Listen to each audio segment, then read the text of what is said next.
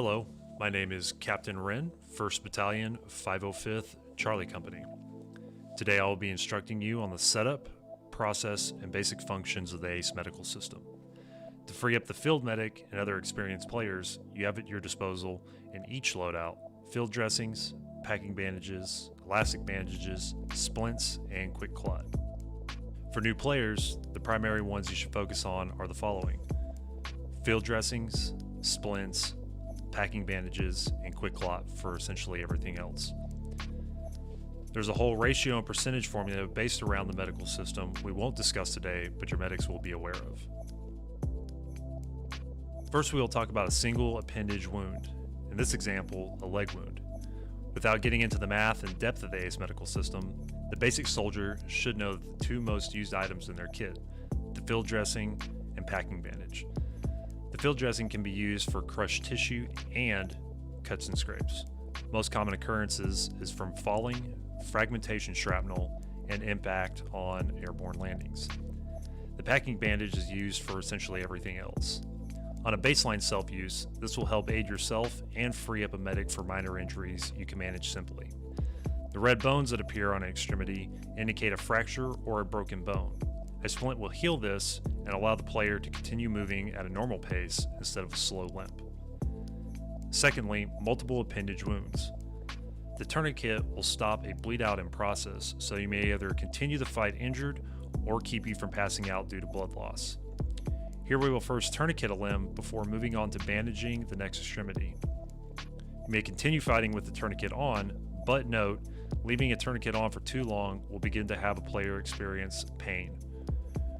Removing the tourniquet after the wound has been bandaged will keep the player from bleeding out. Lastly, multiple appendages and a chest head wound combined. This process is the same as the second example.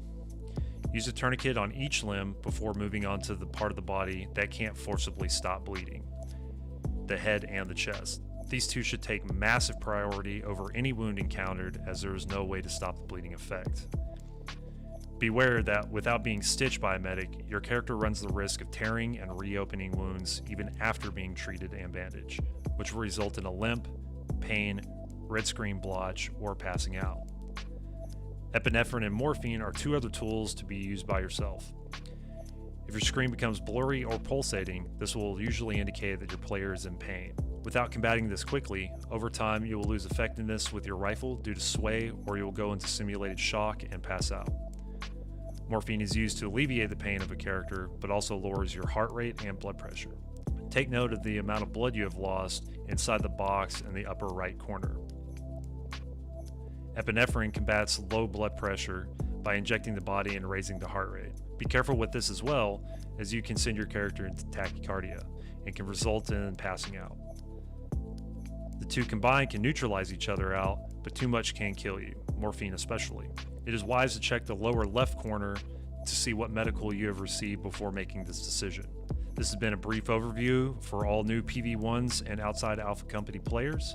Good luck on the field, and thank you.